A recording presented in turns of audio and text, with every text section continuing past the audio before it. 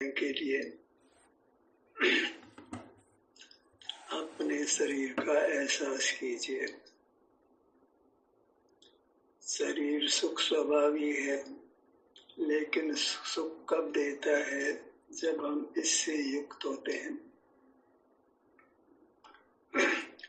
केवल सुख स्वभावी मानने मात्र से सुख नहीं मिलता है। इससे युक्त होते हैं तो सुख रूप से परिणमन करता है। जैसे खाना बनाने की गैस है, उसको तीली दिखाएं तो जलती है, अन्यथा ज्वलनशील है पर जलती नहीं है। ऐसे ही हम सुख स्वभावी होने मात्र से, इतने मात्र के चिंतन से सुख नहीं मिलने वाला है।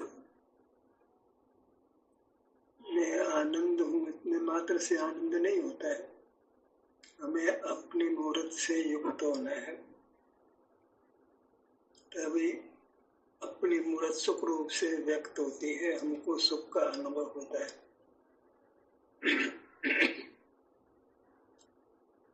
मैं परमात्मा हूँ कहने मात्र से परमात्मा नहीं होता है। अपनी मूर्त के सन्मुख हो तो हम परमात्मा होते हैं। वास्तु व्यक्ति की एकता होना बहुत जरूरी है। व्यक्ति पर की ओर है, पर में प्रवृत्त है, पर को जान रही है, पर में कुछ कर रही है, तो हम भले सुख के बने हो, हमको सुख का अनुभव नहीं होता है। जो विषय सुख है वह तो सुख का ब्रह्मात्र है। उसी ब्रह्म से हम जगत के सन्मुख बने रहते हैं। वह वास्तविक सुख नहीं है। हमको जिज्ञासा भी नहीं होती है कि वास्तविक सुख क्या है। वास्तविक सुख जब अपने सन्मुख होते हैं तब मिलता है। जो परसन्मुख होने से सुख मिलता है वह पारमार्थिक सुख नहीं है। हमें दो सुख का भेद ज्ञान करना है। आज तक परसन्मुख होकर जो सुख भोगा है वह वास्तव में सुख नहीं था। तो कैसे पता लगे? जब हम अपने सन्मुख होते हैं, अपने विस्तार के सन्मुख होते हैं, तो जो शांति मिलती है, भले वो बीजभूत है, वह हमको विषय सुख से भेद ज्ञान कराती है, हमको विषय सुख से विमुख करती है। विषय सुख के लिए फिर हम प्रयत्न नहीं करते, अभी तो उससे दूर भागते हैं, अपने पास आते हैं। विषय के पास नहीं जाकर अपने पास आते हैं। वास्तु वृत्ति की एकता होना वही साम्य भाव है। एकत्व होना, वास्तु वृत्ति की एकता। वृत्ति अपने सन्मुख हो तो सुख रूप होती है, अन्यथा वह दुख रूप ही रहती है। हमको सुख चाहिए तो सुख की शर्त पूरा करनी होगी। वह शर्त यही है कि हमारा मुख पर की ओर नहीं होकर अपनी ओर हो। पर की ओर मुख भी हो और अपनी ओर मुख भी हो, ऐसा तो नहीं हो सकता। मुख एक ही तरफ हो सकता है। आपके भगवान चार मुख वाले हो सकते हैं, और हम चार मुख वाले, दो मुख वाले भी नहीं हो सकते। हमने सम्मोषण में भगवान को विराजमान करके चार मुख वाला बना दिया। मुख तो एक ही और है, हमको चार मुख दिखते हैं। कैसे दिखते हैं तो ईश्वर ही जानता है। हमारा मुख तो पर की ओर होगा या अपनी ओर होगा, दोनों ओर नहीं होगा। स्वपर प्रकाशक नहीं होंगे। पर प्रकाशक होंगे तो स्व प्रकाशक नहीं होंगे, स्व प्रकाशक होंगे तो पर प्रकाशक नहीं होंगे। पर को तो प्रकाशित करते हैं, अपनी मूर्त में हम सुख का अनुभव करते हैं। उसमें पर का प्रकाश गर्भित हो गया। भाई पर का जानना कोई पर के जानने रूप से तो नहीं है, तो प्रतिबिंबित तो नहीं पड़ता है। हमें इतना है कि अपना क्षेत्र में हमको सुख का अनुभव होता है। क्षेत्र और अनुभव की एकता हो गई, क्षेत्र और सुख की एकता हो गई, वही मोक्ष का मार्ग है, मोक्ष का स्वरूप है। तो ये शब्द याद रखने की जरूरत है। एक शरीर और एक आनंद। शरीर ही आनंदमय है, इसके अलावा सब कल्पना है, सब भ्रमणा है। उससे हमें अपने आप को बचाना है। हमें आनंद चाहिए तो एक तो आनंद याद रखें, हमको रंग गंध रस स्पर्श नहीं चाहिए, हमको आनंद चाहिए। हमको पैसा नहीं चाहिए, हमको आनंद चाहिए। हमको ज्ञान भी नहीं चाहिए, हमको आनंद चाहिए। तो आनंद का स्थल कहाँ है? कौन आनंद का बना पदार्थ है? किससे आनंद मिलेगा? तो वह हमारा शरीर है, जो आनंद रूप से अनुभव में आता है। जो शरीर दिखाई देता है उसकी चर्चा वार्ता करने से कोई फायदा नहीं, वह तो प्रकट ही परद्रव्य है, स्पर्श और रस स्वभाव वाला है, अनुभव का विषय नहीं है। तो बहिर्मुखता में ज्ञात होता है, वो अपनी वस्तु नहीं है, वो ज्ञेय है, वह संवेद्य नहीं है, वो पुद्गल है, वो जीव नहीं है, हम नहीं है, वो पर है। हमको तो अभेद साधन चाहिए, अभिन्न साधन चाहिए। रंग वाली वस्तु तो भिन्न है, उससे हमें सुख की प्राप्ति नहीं होगी। सुख की प्राप्ति अभेद वस्तु से होती है। वृत्ति के साथ अभेदपना उसके विस्तार के साथ में, उसके क्षेत्र के साथ में। विस्तार वृत्ति एक वस्तु में होते हैं, दोनों एक साथ हो। वृत्ति विस्तार से को छोड़कर पर के विस्तार की सन्मुख होकर कुशील होती है। वृत्ति का स्वामी उसका विस्तार है। तो वृत्ति अपने विस्तार में केली करे, पर में केली नहीं करे। अपना शरीर ही हमारा स्वामी है, हमें उसी के संग रहना है, उसी से हमको सुख मिलने वाला है। शरीर सदा स्मृति में रहे, स्मृति में रहे माने अनुभव में रहे। शरीर के संदर्भ में तो स्मृति शब्द का अर्थ अनुभव भी लेना। अरे चैतन्य का स्मरण प्रतीक्षा नहीं करोगे, वो स्मरण ज्ञान रूप नहीं है। चैतन्य का स्मरण नहीं होता है, चैतन्य का अनुभव होता है, सुख का अनुभव होता है, सुख का स्मरण नहीं होता है। हम सुख का अनुभव करें, कैसे करें? तो चैतन्य के जो अपना विस्तार है, इसको चैतन्य कहा गया, आत्मा कहा गया, परमात्मा कहा गया। अपने क्षेत्र को भगवान संज्ञ है, पर के क्षेत्र को भगवान संज्ञ नहीं है। पर क्षेत्र के हम सन्मुख रहे, लेकिन हमें सुख नहीं मिला है। कदाचित कषाय का रूप बदला हो, कषाय तीव्र से मंद हुई हो, पर सुख नहीं मिला है। तो अपने विस्तार के सन्मुख होते हैं तो हमको सुख मिलता है। प्रथम बहुत कम मिलता है और वेदना सहित मिले तो हम उसका सहज विश्वास नहीं कर पाते, उसमें ठहर नहीं पाते। रास्ता दूसरा नहीं है, दो ही शब्द हैं, प्रयोजन भूत है, अपना वास्तु, अपनी वृत्ति। अपना विस्तार जिसको शरीर संज्ञा है, अपनी वृत्ति जिसको अनुभव संज्ञा है, अनुभूति संज्ञा है। बाहर वो अनुभूति ज्ञान रूप हो जाती है, अपना रूप बदल लेती है। हमें अपने रूप में रहना है, ज्ञान रूप नहीं रहना, अनुभूति रूप रहना, अपने अनुभव रूप रहना, प्रमुख नहीं होना है, अपने में उपस्थित रहना, अपने में ही केली करना है, अपने में ही विहार करना है। बहुत बाहर रहे हैं तो उस कारण से हमारा द्रव्य अपना विस्तार दुख रूप से परिणमन करता है। दुख रूप से परिणमन करने के लिए संस्कारित हो गया है। पहले हम कर्म के निमित्त कहें, जीव भी संस्कारित हो गया है। ये प्रमुख रहा है तो दुख तो उस समय तो वह आगे भी दुख रूप से परिणमन करेगा।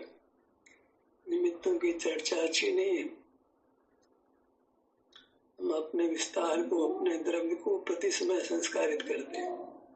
बहिर्मुख रहकर दुख रूप से परिणमन करने के लिए संस्कारित करते हैं। अंतर्मुख होते हैं, इसके सन्मुख होते हैं, इसमें रहते हैं, तो इसको सुख रूप से परिणमन कराने के लिए संस्कारित करते हैं। धीरे धीरे क्रमिक सुख में वृद्धि होती है, धीरे धीरे अपने में रहने का समय बढ़ता है। इंद्रिय धीरे धीरे होती है, काम कोई भी हो उसमें समय लगता है। इसका नाम क्रमबद्ध लेना है, क्रम नियमित लेना है, कुछ नियम है, एकदम छट से मोक्ष नहीं होता है, कुछ समय लगता है। इसी अर्थ में हमको क्रम नियमित शब्द का अर्थ लेना है। अभी अनुभव करते ही मोक्ष नहीं होगा, कुछ नियम है, कुछ समय लगेगा, इसका विश्वास करना है। अनुभव करते ही मोक्ष नहीं होना है, कुछ समय लगेगा। व्यक्ति में भीतर बाहर होगी तो धीरे धीरे बाहर कम होगी, अंदर में अधिक रहेगी और इस प्रकार पूर्ण रूप से अपने में होगी और पूर्ण सुख की प्राप्ति होगी। आगे आगे अधिक सुख मिलता है तो अपने में अधिक रहते हैं। पहले पहले ही कठिनाई है, आगे आगे मार्ग साफ सुथरा है। पहले पहले ही कांटे ज्यादा हैं। थोड़ा थोड़ा प्रथम समय में, प्रथम आराधना काल में ही हमको अधिक सतर्क रहना, अधिक प्रयत्नशील रहना है। अभी विषय सुखों की स्मृति आ जाती है तो विषय के सन्मुख हो जाते हैं। अभी सुख भी अल्प होता है, वेदना सहित भी होता है। प्रथम में ही दिक्कत है। वो भी काम प्राथमिक अवस्था में कुशलता से नहीं होता है। जो जो अभ्यास होता है वह काम अधिक अधिक कुशलता से होता है। ऐसे अनुभव में प्रवीणता धीरे धीरे होगी, अनुभव में स्थिरता धीरे धीरे होगी, सुख धीरे धीरे बढ़ेगा। विश्वास करना है, इसमें स्वाधीनता है। मोक्ष मार्ग का क्या लक्षण है कि वो स्वाधीनता से होता है, उसमें पर का आश्रय नहीं है। तो मोक्ष मार्ग का लक्षण स्वाधीनता है, स्वयं के आश्रय से है, इसमें किसी पर का आश्रय नहीं है। व्यक्ति स्वयं ही अपने सन्मुख होकर सुख रूप नमन करती है। उस व्यक्ति का कोई नाम नहीं देना है, बस वो इंद्रिय ज्ञान रूप नहीं है, बस स्वयं सुख रूप होती है। जहाँ ज्ञान नहीं है वह स्वयं ही वृत्ति सुख रूप हो जाती है। मार्ग तो वास्तव में ज्ञान के निरोध रूप है, कुछ करने रूप नहीं है। ध्यान करने रूप भी नहीं है। हमको लगता है कि हम ध्यान कर रहे हैं, वास्तव में तो हम ज्ञान का निरोध कर रहे हैं। शत्रु को पहचान लिया है, अब शत्रु के प्रति हम दयावान नहीं है। शत्रु को हम पास नहीं आने देंगे, शत्रु को दूर रखेंगे। ज्ञान ही हमारा रिपु है जो बहिर्मुख होता है। आंखों में बहिर्मुख से प्रकाश को ज्ञान कहते हैं। हमारा अनुभव यही कहता है कि ज्ञान में हम बहिर्मुख होते हैं। मूर्त पदार्थों को जानते हुए हम बहिर्मुख ही रहते हैं, अपना अनुभव नहीं करते हैं। संस्कार है वो धीरे धीरे मिटेगा, पर प्रयास करते रहना है, अपने अनुभव का प्रयास करते रहना है। अवश्य उसमें हम दक्ष भी होंगे, अनुभव के काल बढ़ेगा, बहिर्मुखता का काल घटेगा। शीघ्र शीघ्र हम बहिर्मुख नहीं होंगे, बहिर्मुख होंगे तो शीघ्र लौटकर अपने सन्मुख होंगे। अपने सन्मुख होंगे माने अपने शरीर के सन्मुख होंगे। अभी हमारे विस्तार को शरीर संज्ञा है, मोक्ष मार्ग में हमारे विस्तार को शरीर संज्ञा है, क्योंकि कर्म ने हमको शरीर आकार दिया है, विशिष्ट आकार हमको मिला है, उसको शरीर संज्ञा है। वह शरीर ही अभी हमारा भगवान है, अपना शरीर अपना भगवान है, तो वही मूल्यवान है, उसके सन्मुख होते हैं, वही उसकी उपासना है, वो हमें आनंद होता है। सन्मुख होते हैं तो व्यवहार हुआ, संभार सुख नहीं है, ऐसा सुख ज्ञान हमको हो जाता है। अपना अनुभव करने से होता है कि बाहर सुख नहीं है। बाहर तो सुख की भ्रमणा है, अशांति है, आकुलता है। अनुभव से ये निर्धार होता है, तो फिर हम बाहर के ज्ञान को छोड़ते हैं। उससे क्या होता है, शिक्षण छोड़ते हैं, उसी क्षण हम अपने में होते हैं, हमें शांति का अनुभव होता है। वही पूर्णता की ओर ले जाती है, परमात्मा बनाती है। एक एक समय की वृत्ति जो अपने सन्मुख होती है, को तो पर सन्मुख नहीं होती है, इंद्रिय संयम रूप होती है, उसे ने हमको परमात्मा बनाना है। परमात्मा होने के कारण इंद्रिय संयम है, उसको आप ध्यान नाम दे वो अलग बात है। वास्तव में निर्वाण की प्राप्ति का एक ही कारण है, उसका नाम इंद्रिय संयम। एक साधे सब सदे, सब साधे सब जाए। हमें बस इंद्रिय संयम करना है, मूर्त पदार्थों को देखना जानना बंद रखना है। सहज ही देखते रहते हैं मूर्त पदार्थों को, विचार भी पैदा नहीं होता उस समय के नहीं देखना चाहिए। बस बार बार हम अनुभव के द्वारा इंद्रिय ज्ञान की निंदिता को जानते हैं। अनुभव के द्वारा का वो तो सहज ही अनुभूति की स्थिति होती है, उसको सुख रूप पहचान लेते हैं। बाहर होते हैं उसको दुख रूप पहचान लेते हैं। सुख दुख से हमारी पहचान होती है। बाहर दुख है, दुख का हमको अनुभव होता है क्योंकि हम अनुभूति स्वरूप है। पहले विषय सुख की अनुभूति है, विषय दुख की अनुभूति है, और विभाव अनुभूति है। विभाव अनुभूति में भी हमको कभी विभाव रूप अनुभूति, कभी स्वभाव रूप अनुभूति होती है, दोनों का भेद ज्ञान हो जाता है। भले एक साथ नहीं होते हो, आगे पीछे होने पर भी जब अपने में अधिक ठहरते हैं तो हमको अच्छी तरह बात समझ आ जाती है कि बाहर का जानना, बाहर का सुख दुख का अनुभव होना, वह सब संसार का स्वरूप है, वही होता आया है, उसी का निरोध करना है। तो हमारा दूसरा रूप व्यक्त होता है जहाँ हमें अपने शरीर का होश होता है, शरीर में सुख दुख का अनुभव होता है। वही स्थिति उत्तम है, वो अतीन्द्रिय है, स्वाधीन है, निर्दोष है।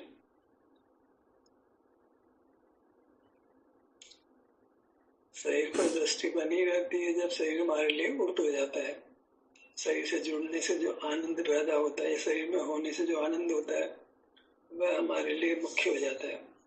अब दो ही चीजें पानी रही, अपना शरीर और शरीर के में है तब उत्पन्न होने वाला आनंद, शांति, निराकुरता। दो की वांछा है, दो का चिंतन है, दो की भावना है। एक हमारा शरीर हो और निर्दोष सुख का आनंद है। जहाँ शरीर है शरीर का ग्रहण हो गया, आनंद हो गया, शिक्षण हो गया, आगे पीछे नहीं।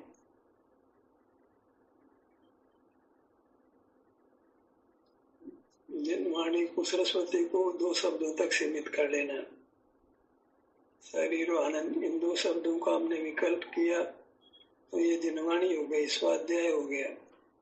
इससे अधिक स्वाध्याय को नहीं बढ़ाना है। एक हमारी मूर्त है, इसका विकल्प हुआ, और विकल्प के उपरांत अपने शरीर का ग्रहण हुआ तो आनंद हुआ। विकल्प के समय आनंद नहीं है, जहाँ विकल्प अपने सन्मुख है वहाँ आनंद है। विकल्प नाम ज्ञान का है। विकल्प से छूटकर हम अपने अनुभव रूप होते हैं, वह आनंद का अनुभव है। अनुभव है वो आनंद का ही अनुभव है, क्योंकि आप आनंद के अलावा कुछ नहीं है। कोई रंग नहीं है, कोई गंध नहीं है, कोई रस नहीं है, स्पर्श नहीं है। क्या है? आनंद है। हमारे विस्तार में क्या है? आनंद है। सुख स्वभाव तो है ही, पर लक्ष्य में वह सुख स्वभाव ही अनेक प्रकार से परिणमन करता है।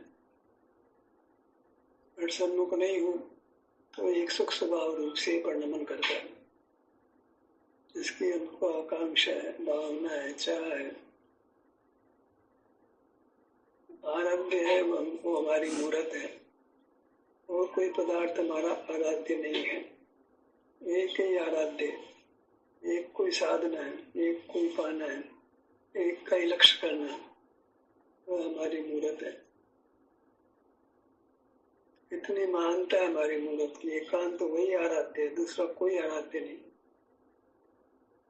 अपनी मूर्त की उपासना करनी, मन में बैठना है, उसी में रहना है। इतना ही धर्म का स्वरूप है, अपनी मूर्त में रहना। वह रहना अनुभव रूप होता है, शांति के अनुभव रूप होता है। उसमें स्वास्थ्य प्रकट होता है, सुख प्रकट होता है।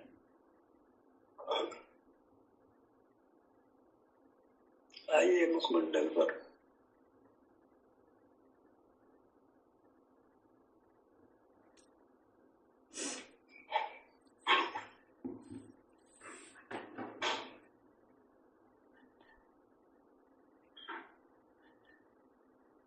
वास्तु के ही शरीर के नाना भेद हैं।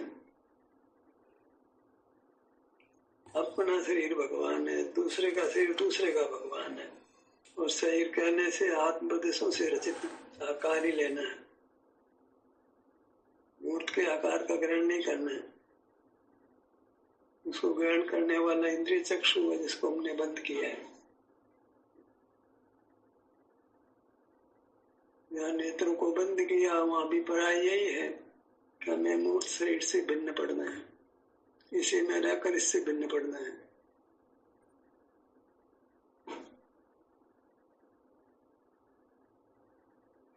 तो प्रकट भिन्न होंगे। सिर का भाग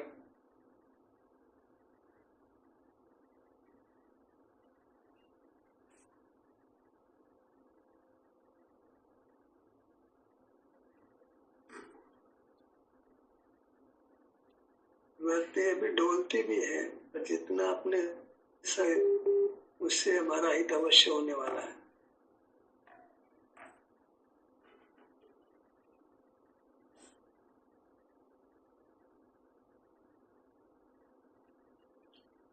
ललाट का भाग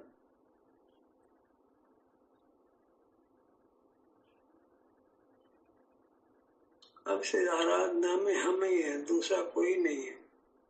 हमारा ललाट का भाग है, हमारी वहां उपस्थिति है, उपस्थिति सुख के अनुभव रूप है।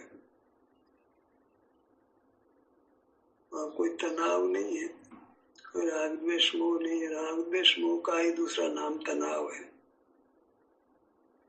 कहते हैं ना, शिथिल हो जाओ, शिथिल कर लो, शिथिल कर लो। क्या शिथिल करें भैया? पर का लक्ष्य छोड़ा तो हम रिलैक्स हो गए, हमें सुख का अनुभव होने लगा। तो काय चेष्टा नहीं करनी है शरीर को हिलाने के लिए, शिथिल करने के लिए। हमको विश्रांति हो जाती है, शरीर निष्कंप हो जाता है।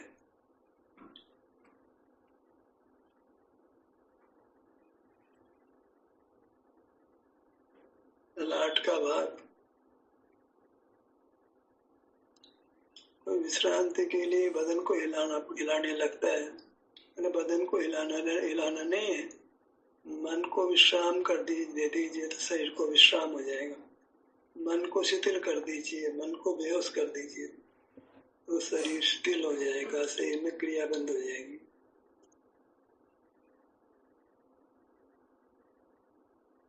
मन इंद्रियों को विश्राम करना ही, अपने शरीर को रिलैक्स करना है, शिथिल करना, आराम में लाना है। कोई बदन को हिलाना नहीं है कि शरीर को शिथिल करने के लिए शरीर को हिलाने लगे। तनाव बंद होता है तो अंतरंग बाह्यरंग शरीर दोनों ही स्थिर होते हैं।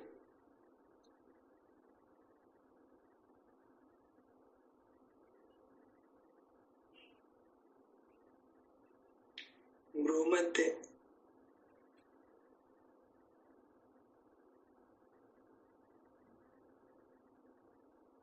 शब्दों को नहीं पकड़ना है, भाव को पकड़ना है।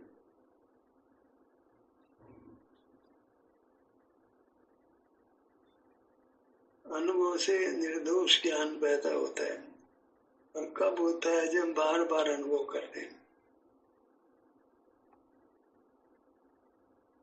मार्ग एक बार अनुभव करने रूप नहीं है, मार्ग बार बार अनुभव करने रूप। पूरी तरह अनुभव रूप रहते हैं, उसको मार्ग नाम है ही नहीं, उसको मोक्ष नाम है।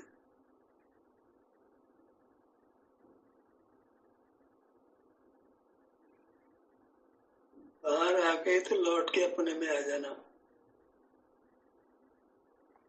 ये प्रतिक्रमण हो गया। बाह्य पदार्थ को नहीं जाना, वो प्रत्याख्यान हो गया।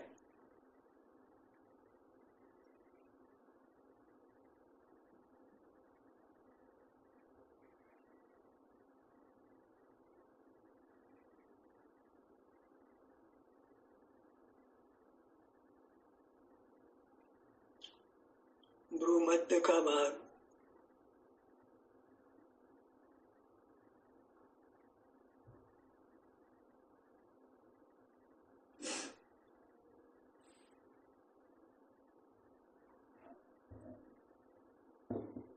बार बार कोई बात सुनते हैं तो उसका संस्कार बनता है।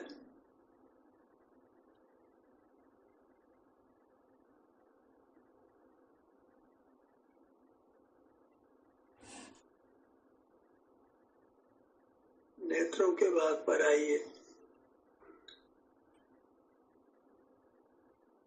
धर्म का इतना ही स्वरूप है, अपने शरीर के सन्मुख होना। हम पता नहीं किस किस में धर्म की कल्पना कर लेते हैं। कल्पनाओं से धर्म नहीं होता है। कोई पाठ पढ़ता है, कोई पूजा पढ़ता है, कोई मंत्र जपता है, कोई रात्रि भोजन के त्याग कोई धर्म मान लेता है। धर्म इन सब से भिन्न है, केवल अपने विस्तार के सन्मुख रहना। धर्म का भ्रम नहीं पालना है, भ्रम से काम नहीं होता है। पतंगे में रोशनी देखकर कुछ रोशनी नहीं मानना है, उससे कोई अग्नि नहीं जलती है। ऐसे जो क्रियाकलाप बाहर के उनको धर्म मान लेते हैं, वे धर्म कभी बनते नहीं है। धर्म नाम अपने विस्तार के सन्मुख होना, इतना ही धर्म का स्वरूप है। धर्म का भ्रम नहीं रखना है। भले एक ही प्रकार का है तो भी धर्म तो यही है।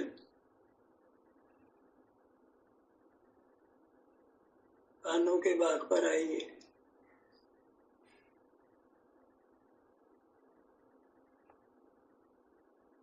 अनेक प्रकार का धर्म मानकर करना, इससे बजाय जो वास्तविक एक ही प्रकार का धर्म है वही करना है।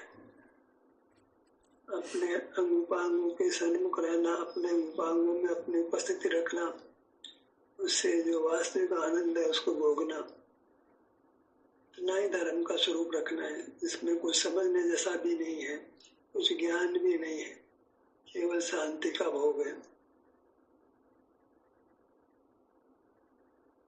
शांति के भोग को क्या समझना है?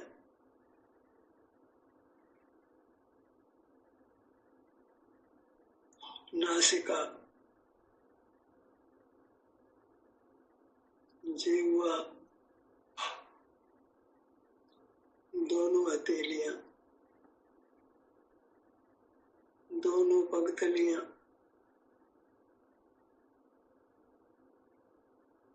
इस प्रकार हमने अपने शरीर में स्थित उपस्थिति दी, निराकुलता का अनुभव किया, मोक्ष मार्ग का आचरण किया। यही आचरण हम करते रहे। ध्यान कैसे प्रतिशत है। आपकी सहभागिता के लिए धन्यवाद।